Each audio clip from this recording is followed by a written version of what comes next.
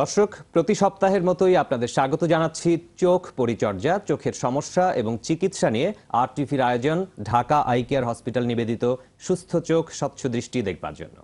প্রিয় দর্শক, ঘুমে কিংবা জাগরণে যে কোনো অবস্থাতেই চোখের সুস্থতা একটি অপরিহার্য বিষয়।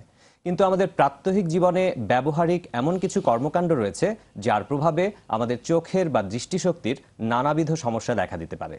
এসব সমস্যার মধ্যে একটি খুব সাধারণ সমস্যা হচ্ছে ডিজিটাল প্রযুক্তি ব্যবহারজনিত চোখের সমস্যা।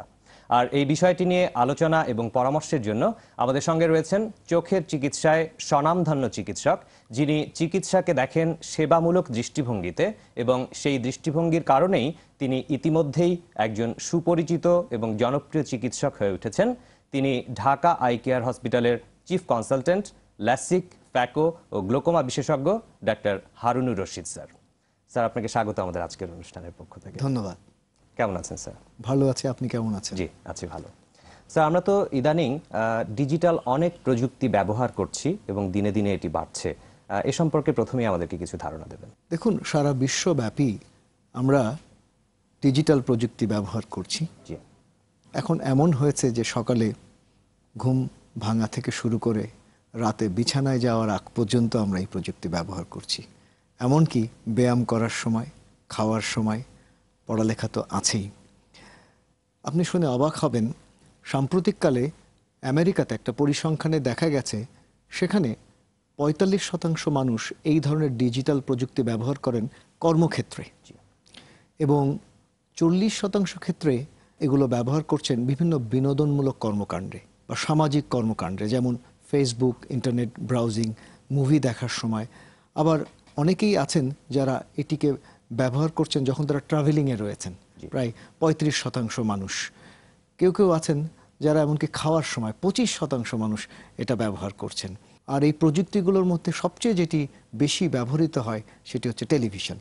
আমেরিকাতে সাম্প্রতিক পরিসংখ্যানে দেখা গেছে সেখানে ৭৫% মানুষ টেলিভিশন দেখে। এর পরপরই রয়েছে স্মার্টফোন, ৭০% মানুষ এই স্মার্টফোন ব্যবহার করে। এর পরপরই রয়েছে ল্যাপটপ, সেখানে ৬০% মানুষ তারা ল্যাপটপ ব্যবহার করে। এর পরেই অবস্থানে রয়েছে ডেস্কটপ কম্পিউটার, সেটি ৫৫% মানুষ এই ডেস্কটপ কম্পিউটার ব্যবহার করে থাকেন। এরপরে ছবিটা আমরা দেখব যে ৪৫% মানুষ বিভিন্ন ধরনের ট্যাব, প্যাড এগুলো ব্যবহার করে থাকেন, আর ২৫% মানুষ বিভিন্ন ধরনের ভিডিও গেমস খেলেন এই ধরনের ডিভাইসগুলোতে। এই সমস্ত যে ডিজিটাল প্রযুক্তির কথা বললাম, এই প্রযুক্তিগুলো আমাদের আধুনিক জীবনের প্রায় প্রতিটি ক্ষেত্রেই সীমাহীনভাবে প্রবেশ করেছে। বলতে পারেন এই প্রযুক্তিগুলো আমাদেরকে একেবারে ঘিরে ফেলেছে, আমাদেরকে আচ্ছন্ন করে ফেলেছে। এগুলো ছাড়া যেন আমরা কিছু ভাবতেই পারি না। এগুলো আমাদের জীবনের অবিচ্ছেদ্য অংশ হয়ে দাঁড়িয়েছে। আপনি শুনে অবাক হবেন যে আমেরিকাতে সেখানে ৯০% মানুষ যারা দিনে ২ ঘন্টারও বেশি সময় এই ধরনের ডিভাইস ব্যবহার করে থাকেন। আচ্ছা স্যার, আপনার কাছে বেশ কিছু পরিসংখ্যান পেলাম আমরা যে ডিজিটাল প্রযুক্তি মানুষ কতক্ষণ ব্যবহার করেন, কি কি প্রযুক্তি ব্যবহার করেন। আপনি বলেছেন যে দীর্ঘক্ষণও অনেকে ব্যবহার করেন। তো দীর্ঘক্ষণ ডিজিটাল স্ক্রিনের সামনে বসে থাকলে কি কি রকম সমস্যা হতে পারে? দেখুন, সারা বিশ্বব্যাপী যে সমস্ত মানুষরা ডিজিটাল ডিভাইসগুলো ব্যবহার করছেন দীর্ঘক্ষণ, তাদের চোখে নানা ধরনের, নানান মাত্রার চোখের উপসর্গ হয়। সেগুলোকে সম্মিলিতভাবে আমরা ডিজিটাল আই স্ট্রেন বা ডিজিটাল চোখের সমস্যা বা কম্পিউটার ভিশন সিনড্রোম আমরা বলে থাকি। তো যে উপসর্গগুলো হয় তার মধ্যে সবচেয়ে কমন ৩৫% মানুষের দেখা যায় তাদের চোখে ব্যথা করে। এছাড়া অনেকেই আসেন যারা কমপ্লেন করেন, সেখানেও অনেক শতাংশ ৩৫% মানুষ তারা কমপ্লেন করেন যে তাদের ঘাড়ে ব্যথা হচ্ছে, কাঁধে ব্যথা হচ্ছে, পিঠে ব্যথা হচ্ছে, এমনকি কোমরে ব্যথা হচ্ছে। ২৫% মানুষ আছেন যারা কমপ্লেন করেন যে তারা ঝাপসা দেখছেন, এবং ২৫% মানুষ রয়েছেন যারা কমপ্লেন করে থাকেন যে তাদের মাথা ব্যথা হচ্ছে। আরও ২৫% মানুষ রয়েছেন যারা কমপ্লেন করে থাকেন বিভিন্ন ধরনের, বিভিন্ন মাত্রার চোখের শুষ্কতা। যেমন ধরেন, তারা এসে বলেন আমাদের চোখ ড্রাই লাগছে, অথবা চোখ ভার ভার লাগছে, ভেজা ভেজা লাগছে, চোখ জ্বলছে। কখনো কেউ কেউ এসে বলেন যে চোখ লাল হয়ে যাচ্ছে, কেউ কেউ বলছেন যে চোখে পানিও পড়ছে। এই ধরনের সমস্যাগুলো সিনড্রোমকেই আমরা বলে থাকি যে ডিজিটাল আই স্ট্রেন বা কম্পিউটার ভিশন সিনড্রোম। জি স্যার, আপনি যে বললেন ডিজিটাল আই স্ট্রেইন এবং কম্পিউটার ভিশন সিনড্রোম, এই সমস্যাগুলির লক্ষণ আপনি বলেছেন, এ থেকে পরিত্রাণের উপায় কি আমাদেরকে একটু বলুন।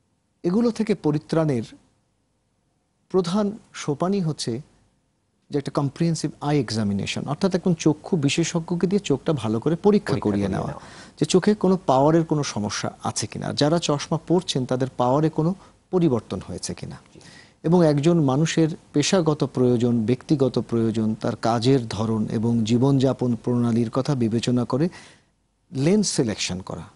উনি কি সিঙ্গেল ভিশন লেন্স নেবেন যেটা দিয়ে শুধু কম্পিউটার মনিটর দেখা যাবে, নাকি উনি কম্পিউটার প্রগ্রেসিভ চশমা নেবেন। আপনি জানেন স্বাভাবিকভাবে যারা 40 ঊর্ধ্ব তাদের বাইফোকাল চশমা লাগে, যেটাতে দূরের একটা পাওয়ার থাকে, কাছের একটা পাওয়ার থাকে, কিন্তু মাঝখানের পাওয়ারটা থাকে না। আপনি জানেন কম্পিউটার মনিটরটা সবসময় একটু দূরে থাকে, মাঝামাঝি জায়গায়। তো তাদের জন্যে একটা বিশেষ চশমা প্রগ্রেসিভ চশমা। আর যেটাকে বলে অকুপেশনাল প্রগ্রেসিভ লেন্স, যেটা কম্পিউটারের জন্য, সেটা মূলত কম্পিউটার মনিটরের জন্য এবং কাছের জন্য, সেখানে কিন্তু দূরের পাওয়ারটা খুব সামান্য থাকে। অর্থাৎ বিশেষজ্ঞের সাথে এটি পরামর্শ করে নিতে হবে। এর পাশাপাশি একজন বিশেষজ্ঞ এই চশমার পাওয়ারের পরামর্শ দেবার পাশাপাশি বড়দের ক্ষেত্রে দেখে নেবেন যে তার চোখে ছানি আছে কিনা, তার চোখে চাপজনিত গ্লোকোমা রোগ আছে কিনা। আর শিশুদের ক্ষেত্রে দেখে নেবেন তার চোখে অলস চোখ আছে কিনা, বা চোখে ছানি আছে কিনা, বা চোখ বাঁকা আছে কিনা, চোখ ট্যারা হয়ে যাচ্ছে কিনা। অর্থাৎ পুরোপুরিভাবে একজন বিশেষজ্ঞ এভাবে চোখটা ভালো করে দেখতে পারে, পরীক্ষা করে দেখে নেবে। আরেকটা হচ্ছে যে অফিসের ভেতরে একটা আলোর অনুকূল পরিবেশ সৃষ্টি করা, অর্থাৎ আলোকে নিয়ন্ত্রণ করা। যেমন ধরুন একটা অফিসের মধ্যে যদি 4টে বাতি জ্বালানো থাকে, সেটা কমিয়ে 2টাই নামিয়ে নিয়ে আসা, এবং অফিসের জানালাতে ব্লাইন্ড দেওয়া, শেড দেওয়া বা একটা পর্দা দেওয়া। যেখানে আলো নিয়ন্ত্রণ করা সম্ভব হচ্ছে না, প্রয়োজনে কম্পিউটার হুড দেওয়া। এইটি একটি বিষয় রয়েছে। আর মনিটরের কিছু বিষয় রয়েছে, সেটা যদি আমরা ছবি দিয়ে বুঝিয়ে দেই। আপনার মনে আছে পুরোনো দিনে আমরা সিআরটি মনিটর ইউজ করতাম। এখানে হয় কি যে ফ্লিকারিং অফ দ্য ইমেজ, অর্থাৎ যে ইমেজটা কাঁপে। এর পরের ছবিতে আমরা দেখব যে বর্তমানে আমরা এলইডি মনিটর ব্যবহার করছি, এখানে কিন্তু সেই ইমেজটা কাঁপে না।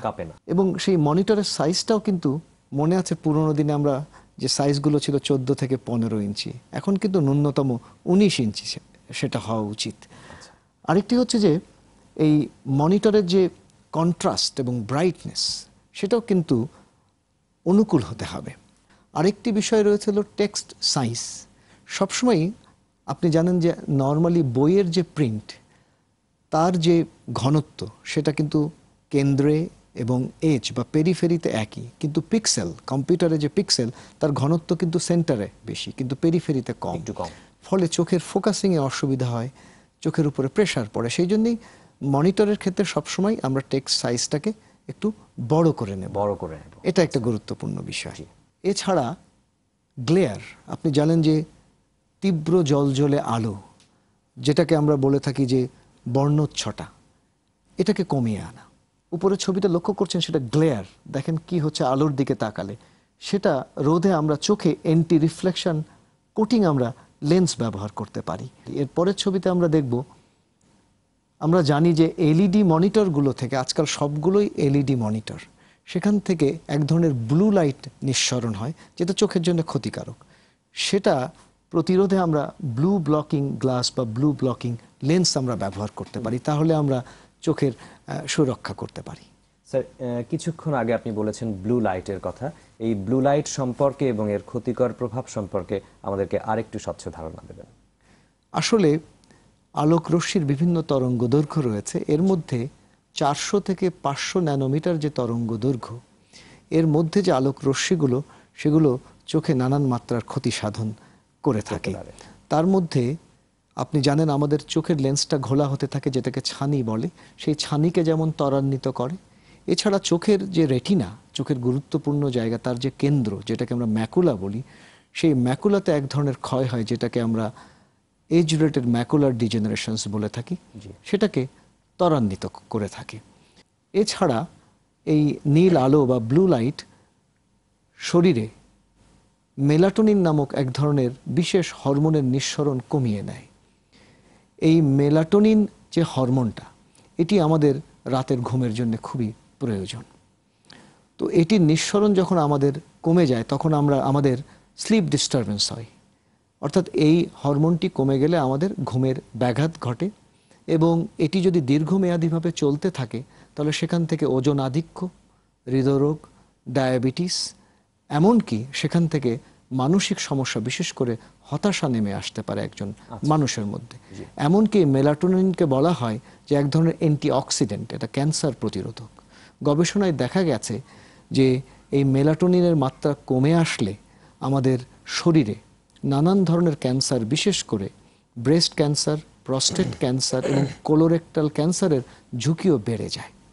অর্থাৎ সব মিলিয়ে এই এলইডি আলো বা এমনকি যে ফ্লুorescent ল্যাম্প থেকে যে আলোগুলো আসে, অর্থাৎ এগুলো যে শুধু কম্পিউটার থেকে আসে সেটি নয়, বা এলইডি মনিটর থেকে আসে সেটি নয়, এটা আমাদের পারিপার্শ্বিক আলো, আমরা যে ঘরে যে বসে থাকি সেখানকার যে ফ্লুorescent আলো, সেখান থেকেও এই ব্লু লাইট নিঃসরণ হয়। সুতরাং এই ব্লু লাইট এর পরিমাণ কমিয়ে রাখা প্রয়োজন এবং এর প্রতিরোধে আমরা চোখে ব্লু ব্লকিং লেন্স আমরা ব্যবহার করতে পারি। স্যার, আমরা আধুনিক জীবনের সাথে সম্পর্কিত অত্যন্ত চমৎকার একটি বিষয় নিয়ে আজকে কথা বলছি। আমাদের ছোট্ট একটি বিরতি নেবার সময় হয়ে গেছে। বিরতির পর আবারও আমরা এই বিষয়টি নিয়ে আলোচনা করব। প্রিয় দর্শক, ঢাকা আই কেয়ার হসপিটাল নিবেদিত সুস্থ চোখ স্বচ্ছ দৃষ্টি অনুষ্ঠানে আজ আলোচনা হচ্ছে ডিজিটাল প্রযুক্তি ব্যবহারজনিত চোখের সমস্যা এবং তার প্রতিকার, এই বিষয়টি নিয়ে ঢাকা আই কেয়ার হসপিটালের চিফ কনসালটেন্ট, ল্যাসিক, ফ্যাকো ও গ্লোকোমা বিশেষজ্ঞ ডাক্তার হারুনুর রশিদ স্যারের সঙ্গে। এই মুহূর্তে অল্প সময়ের জন্য বিরতি নিচ্ছি।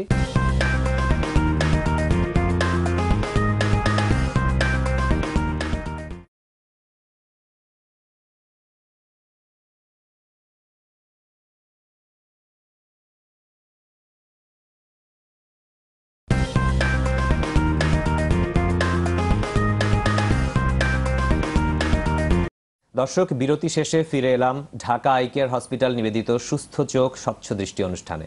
স্যার, বিরতির পূর্বে আপনি ব্লু লাইটের ক্ষতিকর প্রভাব সম্পর্কে বলেছিলেন এবং বলেছিলেন চোখের ছানি ত্বরান্বিত করতে পারে। চোখের ছানি কিভাবে ত্বরান্বিত হয় বা এর চিকিৎসা সম্পর্কে কিছু বলবেন? আপনি জানেন আমাদের চোখের ভেতরে যে স্বচ্ছ প্রাকৃতিক লেন্সটা ঘোলা হয়ে যায় সেটি তো চোখের ছানি। আমরা ছবি দিয়ে বুঝিয়ে দিই, দর্শকরা ভালো করে বুঝতে পারবেন। এটি আমাদের চোখের ভেতরে স্বচ্ছ লেন্স, যেটা ধীরে ধীরে ঘোলা হয়ে যায়।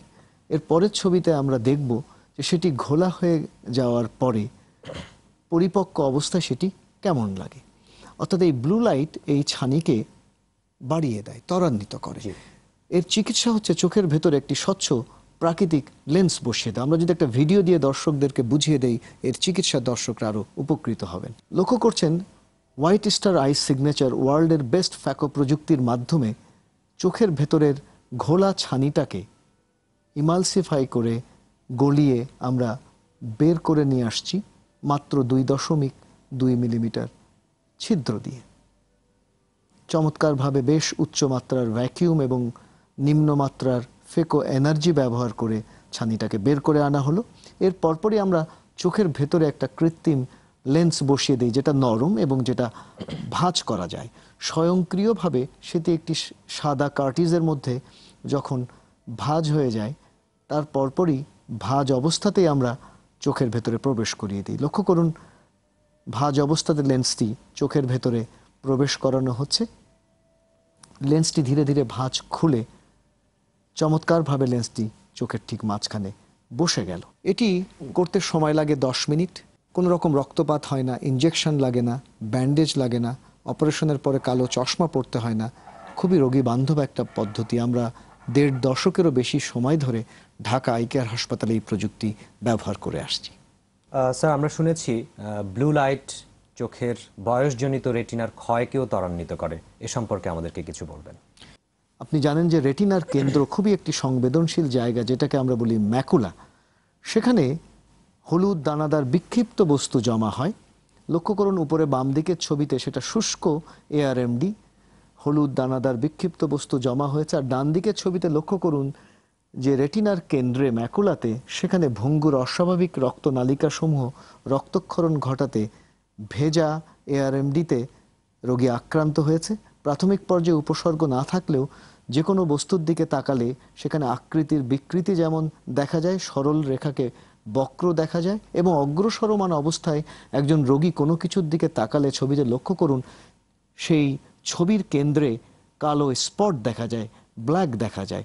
এটি হচ্ছে বার্ধক্যজনিত রেটিনার ক্ষয়, যেটা ব্লু লাইট এটাকে ত্বরান্বিত করে, এলইডি লাইট থেকে যে আলো নিঃসরণ হয় সেটির কারণে। এবং সেটি প্রতিরোধে আমাদের বিভিন্ন ধরনের অ্যান্টিঅক্সিডেন্ট ACE, জিঙ্ক, লিউটিন সমৃদ্ধ ভিটামিন খাওয়া উচিত। স্যার, এই সকল ডিজিটাল প্রযুক্তি ব্যবহারের ফলে আমাদের চোখ শুষ্ক হয়ে যায়, সেটাও আমরা শুনেছি। এ সম্পর্কে আমাদের কিছু বলবেন? দেখুন, আমরা মিনিটে পলক ফেলি 15 থেকে 18 বার। যখন আমরা মনিটরের দিকে তাকিয়ে থাকি সেটা কমে 5-এর নিচেও চলে আসে, আমাদের চোখ শুষ্ক হয়ে যায়। সেটা প্রতিরোধের জন্যে একটি নিয়মই আছে, 20-20-20 রুল। ছবিতে লক্ষ্য করুন, প্রতি 20 মিনিট পর পর 20 সেকেন্ডের জন্য 20 ফুট দূরে অবস্থিত একটা বস্তুর দিকে তাকিয়ে থাকলেই চোখের রেস্ট হয়। আসলে হয় কি যে আমাদের চোখের পাতা আমরা যখন খুলছি বন্ধ করছি, চোখের কর্নিয়ার সামনে অবস্থিত চোখের যে অশ্রু সেটা ছড়িয়ে পড়ে চোখের পাতার এই মুভমেন্টের কারণে, উইন্ডশিল্ড ওয়াইপারের মতো। কিন্তু চোখের পলকটা যদি কম পড়ে তখন সেই অশ্রু ছড়িয়ে যেতে পারে না, চোখটা শুষ্ক হয়ে যায়। অর্থাৎ সেটা প্রতিরোধে আমাদের চোখের পলক ফেলে ফেলে কাজ করা উচিত। স্যার, ডিজিটাল প্রযুক্তি ব্যবহারের ক্ষেত্রে আর কোন কোন বিষয়ে আমাদের সচেতন থাকা উচিত একটু বলবেন? লক্ষ্য করুন, উপরে বাম দিকের ছবিতে ভদ্র মহিলা কিপ্যাড এবং মাউসটাকে টেবিলের উপরে নিয়েছেন। ডান দিকের ছবিতে লক্ষ্য করুন, লম্বা করে হাত দিয়ে উনি কাজ করছেন। নিচের ছবিগুলোতেও ঠিক তাই হয়েছে, কিন্তু এটা হওয়া উচিত না। আমরা পরের ছবি দিয়ে আমরা যদি বুঝিয়ে দেই, এটা একটা আর্গোনমিক ওয়ার্ক স্টেশন আমাদের থাকা উচিত, যেখানে মাথা, ঘাড়, কনুই এই পুরোপুরি একটা লাইনে সরল রেখায় থাকা উচিত। এবং আমাদের যে থাই বা উরু যেটা রয়েছে সেটা থাকতে হবে মেঝের সমান্তরাল, এবং আমাদের যে পায়ের পাতা সেটা মেঝেকে স্পর্শ করতে হবে, এবং আমাদের যে বাহুটা সেটাও মেঝের সমান্তরাল থাকতে হবে। এবং মনিটর থাকবে চোখ থেকে 18 থেকে 24 ইঞ্চি দূরে এবং চোখের থেকে প্রায় 4 থেকে 5 ইঞ্চি নিচে। এবং মনিটরটা থাকতে হবে ঠিক মুখমণ্ডলের কেন্দ্র বরাবর। হ্যাঁ, এবং চেয়ারটা হতে হবে আর্গোনমিক চেয়ার, একটা হাইড্রোলিক চেয়ার, যাতে আমাদের উচ্চতাটা আমরা নিয়ন্ত্রণ করতে পারি। এবং সেই চেয়ারে একটা ব্যাক রেস্ট থাকতে হবে, লাম্বার সাপোর্ট থাকতে হবে। এর পরের ছবিতে আমরা দেখব যে কিবোর্ড, উপরের ছবিতে দেখতে পাচ্ছেন এটা স্বাভাবিক কিবোর্ড, কিন্তু নিচের ছবিগুলোতে লক্ষ্য করছেন এটা আর্গোনমিক কিবোর্ড। আসলে প্রাকৃতিকভাবে আমাদের যে হাতের আঙ্গুলগুলো সেটা কিন্তু 45 ডিগ্রি অ্যাঙ্গেলড, তো সে ধরনের হলে সেটা হাতের জন্য ভালো, তা না হলে নানান ধরনের সমস্যা হয়, যেমন কার্পাল টানেল সিনড্রোম। এর পরের ছবিতে আমরা দেখব যে সঠিক মাউসের ব্যবহার, এটাকে বলে ergonomic mouse with mouse pad এবং রিস্ট রেস্ট, অর্থাৎ আমাদের এই যে রিস্টটাকে সাপোর্ট দিতে হবে। আমরা অনেক সময় যখন কিবোর্ডে টাইপ করছি তখন আমরা এরকম করে টাইপ করি, সেটা না করে আলতোভাবে আঙুল দিয়ে টাইপ করতে হবে। এবং মাউসটা যখন নাড়াবো, অনেক সময় মাউস আমরা এভাবে নাড়াই, সেভাবে না নাড়িয়ে পুরো বাহু দিয়ে আমাদের নাড়াতে হবে। এর পরের ছবিটা একটু দেখি। আবার কিছুক্ষণ পর পর আমাদের বিরতি দেওয়া উচিত। ধরুন প্রতি 45 মিনিট পর পর 5 মিনিট ব্রেক দিয়ে আমাদের একটু দূরে তাকানো উচিত, জানলা দিয়ে একটু আকাশ বনানী দেখা উচিত।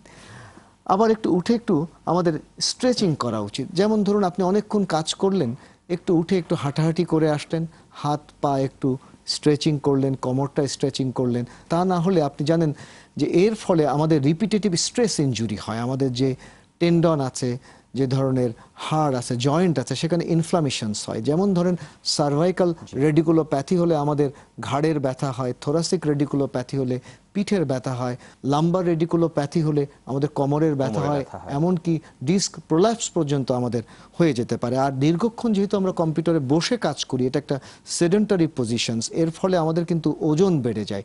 সেখান থেকে উচ্চ রক্তচাপ, ডায়াবেটিস, এমনকি ক্যান্সারের ঝুঁকিও বেড়ে যায়। সেই জন্য সেই জিনিসগুলো আমাদের খেয়াল রাখা উচিত। অবশ্যই। আজকাল তো শুধু বড়রাই নয়, ছোটরাও কিন্তু এই সকল ডিজিটাল ডিভাইস ব্যবহার করছে এবং এই ব্যবহার ক্রমান্বয়ে বেড়ে চলেছে। শিশুদের ক্ষেত্রে কি কি ধরনের সমস্যা হতে পারে সে সম্পর্কে কিছু বলবেন? আসলে দেখুন, আমাদের শিশুরা এই ধরনের ডিজিটাল প্রযুক্তির মধ্যেই বড় হচ্ছে এবং সবকিছুই তার হাতের নাগালের ভিতরে।